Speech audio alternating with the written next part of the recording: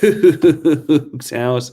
The Houston Cougars did it. They landed the next big fish in the men's basketball program. In fact, this is one of the biggest fish in the entire country.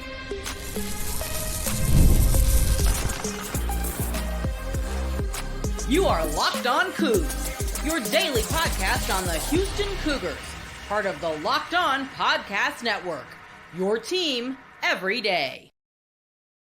Welcome to Locked On Cougs, daily podcast all about your Houston Cougars. I'm your host, Houston-born teacher and coach Parker. I'm here to break down all things Cougs.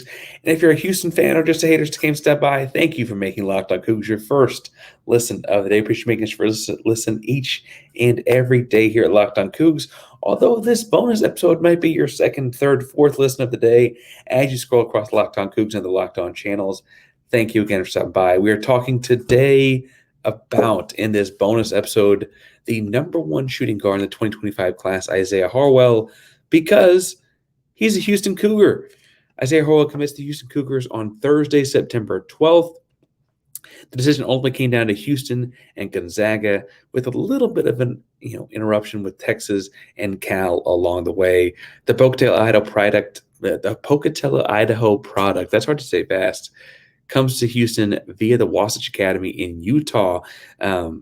Listed both 6'5" and 6'6" on different sites, around 200 pounds. This guy's got long arms, incredible athletic tools. But I want to talk about what makes him the top-ranked shooting guard in America and how he's going to fit with Houston.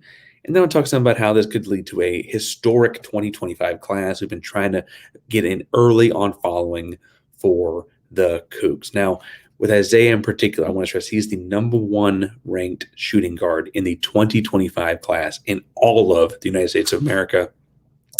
This is a true five-star. I mean, the kind of guy that, a lot like Jairus, you can anticipate being drafted a year after he gets to campus. Now, he seems to be the kind of guy that appreciates hard coaching and things like that, a lot like Jairus when Jairus came to campus. And I think that that's frankly a big selling point on he and Houston. You got to remember that Isiah Harwell was the guy that when he came to visit campus brought his strength and conditioning staff from Wasatch with him to tour and get a lesson from Alan Bishop and kind of what they do at Houston. If that doesn't speak to the work ethic of a kid, bringing his coaches to get on the work that they're doing already, right, and kind of where his focuses lie, I think that says a lot, right?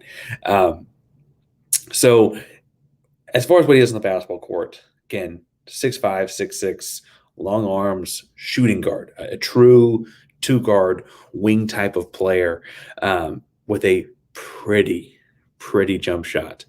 Shoots off the dribble well, shoots off the catch really well. Different all-star showcases and things like that through his high school career. He's been like a knockdown shooter off of movement, going off of flare screens, off of back screens, finding ways to get himself open. Because in a lot of those kind of situations, right, you see guys that are shooters kind of become stagnant because there's no offense for them to move through. What I was impressed with him in is in those kind of situations, he found his own movement. He found his way to get open. He found his way to get the ball in his hands. That's not to say he can't put it on the ground, can't get off the bounce, and can't get a lane and get up off of 2 feet to put the ball in the rim. He does those things very well too. The thing that separates him, though, from other 6'5", 6'6" explosive athletes is the guy can stroke it. He can just flat shoot the basketball.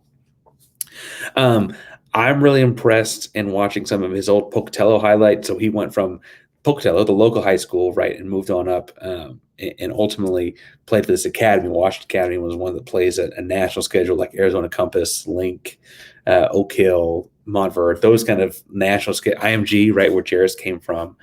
He did play on the national schedule as well, but if you go back to his hometown high school tape, I guess would be the best way to put it, his leadership is more of the type where it's like, get on my back. And I understand that, of course it is. He's the best player in the state. He's the position at best player in that position in the country. Of course, he tells guys to get on his back. That's easy to do.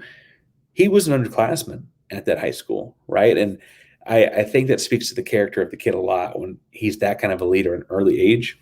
And I would anticipate, and I know that folks have different opinions on this when they come in, and we'll talk about this in the second segment, but Houston is kind of transforming into this program where they're going to get these guys that are NBA ready talent-wise coming in. And I don't know. I know that there's a big jump, obviously, between even the highest in the high school level in the Big 12 and the Big 12 to the NBA and so on. And I could not think of a better staff to help Isiah Harwell navigate that than the one they've got at Houston, right? More on that later, but I am really excited for what he's got going and what he brings to the table. You got to be thinking he'll be playing with Mercy Miller, with Chase McCarty, right? And whatever other 2025s end up coming in without knowing exactly who returns and who doesn't from the current roster. I don't want to get too far ahead of ourselves. I mean, I do think Emmanuel will be a pro at some point. I don't know when he chooses to go.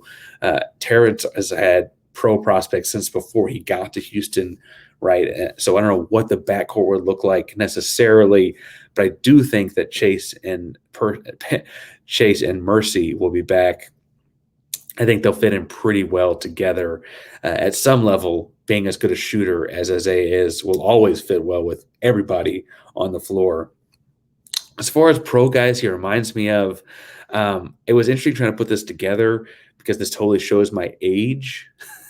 But I'm thinking like my Milwaukee Bucks Ray Allen. And I say Milwaukee Bucks Ray Allen because people hear that and think, oh, I'm talking about the sharpshooter that just went corner to corner in Miami or Boston.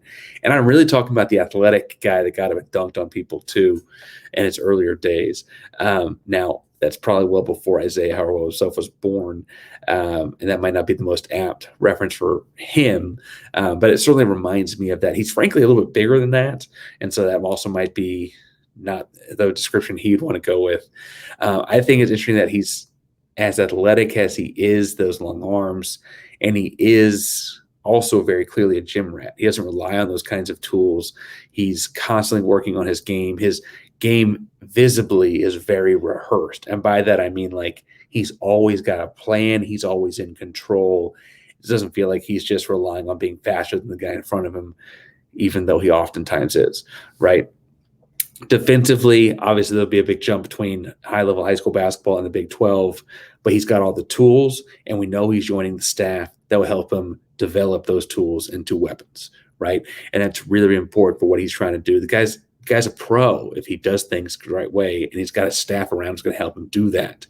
I want to talk more about why this guy is a pro and what, I guess, specifically are going to help him do that in a second. Before we get too far, we got to talk about, as you're developing your body and getting ready for the pros, you're going to make sure you're eating right. And if you're eating right, that means you're eating at Factor meals because they help you meet your wellness goals thanks to the menu of chef-crafted meals.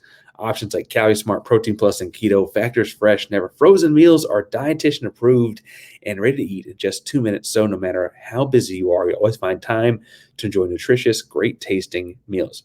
Make today the day you kickstart a new healthy routine. What are you waiting for? Crush your wellness goals with these dietitian approved meals and ingredients that you can trust. Head to factormeals.com/lockedoncollege and use code LockedOnCollege50 to get 50% off your first box, but 20% off your next month. That's code LockedOnCollege50 at factormeals.com/LockedOnCollege50 to get 50% off your box your first month and 20% off the next box while your subscription is still active.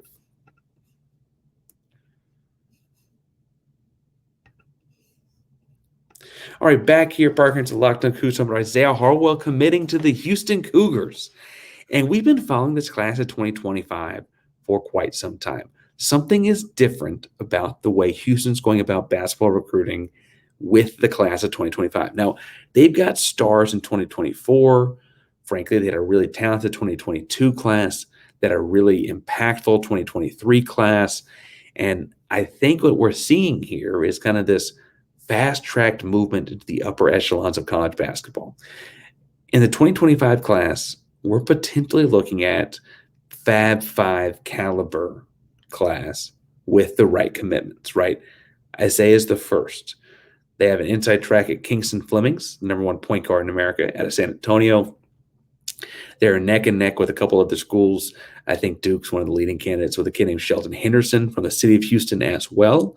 They got a very high-profile race with John Clark, a five-star caliber player who I guess now is at Link Academy. He's a Houston area kid, but now he's at Link Academy. They're looking at Cole Pete, a five-star prospect out west who may have been wanting to play in the Lone Star State. When you'll think that Arizona thing helps with recruiting, I'm telling you, getting some West Coast kid helps. They're looking at realistically pulling in anywhere between 2 and 5-star prospects, with more than those 5 offers out there. And I'm not just saying that because they've offered. There's a real shot that this happens as you read things from the kids about what they're expecting, what they're doing, right? I think this speaks to 2 things. One, the kind of a program Kelvin's built here. Nothing short of phenomenal, nothing short of top-notch, and it's gaining attention, right? Houston has been a successful program in developing hardworking, good culture, 2- and 3-star kids into future pros. I mean, Marcus comes to Houston, and Marcus Sasser comes out of Houston, right? That's a big difference, right? Coming into Houston, leaving Houston as he did. Marcus ends up being a first-round pick when out of high school, he was ranked 388th in the state or something like that in high school. Houston turns him into a pro. Jamal Shed, right? Small point guard out of Maynard, Texas, not a whole lot of offers. Houston takes him, turns him into a pro, right? Quentin Grimes leaves Kansas, has not a whole lot of options, comes to Houston, takes him, turns him into a first-round pick, right? It's also worked with guys like Jarris, right? Jarris comes through, is top 10 in his class, comes to Houston, is a top 10 pick a year later, right? I'm not saying that it doesn't happen that way as well.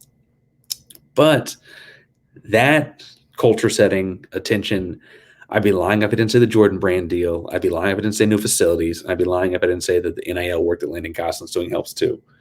All of that put together is now getting the attraction of some of these top guards in America, some of these top forwards, some of these top centers in America, and say, well, okay, if you can turn Marcus, who's a hardworking kid with good culture, from that into a first-round pick, if I am also a hardworking kid that wants to be a part of a good culture, what can you do with me, right? That is the attraction that they're building here, and I think that that's commendable and worth keeping track of. Because again, this 2025 class, we're going to keep on visiting this as it gets fully fleshed out and developed. This 2025 class is really going to be a special, special moment in Houston Cougar basketball, and Isaiah's the first domino in that. Now, I don't know who the second one is. I've got my picks. I'm sure you can tell me in the comments down below who you think your picks are and where things are going, who's going to go where. There are so many kids in this class that could make Houston be a difference maker on their own, that even getting 1 or 2 of them, let alone the 3 or 4 they may end up with, is tremendous. And that's before you factor in keeping Mercy, keeping Chase. Does Emmanuel come back for that senior year, right? JoJo Tugler, year 3 next year. Suddenly that team is a team with a Fab Five entry group coming in and a top team in America still here. The molding of that, first of all, would be daunting to some. Kelvin is bringing it on. I think that says a lot too, right? And on the whole, I'm excited about this. If you can't tell, we're going to be tracking it. There's a whole lot of football happening this week and weekend, and so I don't mean to put a complete pause on your football intake. It's a fun Bayou Bucket rivalry this weekend, but this is something to keep an eye on. Isaiah's the first one. Lots more news coming down the pipe. A special, special thing from the Chris Sinacks, the John Clarks, the Kingston Flemings, the Shelton Hendersons, the Koa Peets, the Humat. Lots of 5-star talent. Seriously considering coming to Houston. And Isaiah's the first one to say he's coming. I don't know who's next. I'm excited to talk about it whenever it happens. So Locked On Cougs, primary Locked On podcast network is your team every day. Now it's Isiah Harwell's team as well. Go Cougs.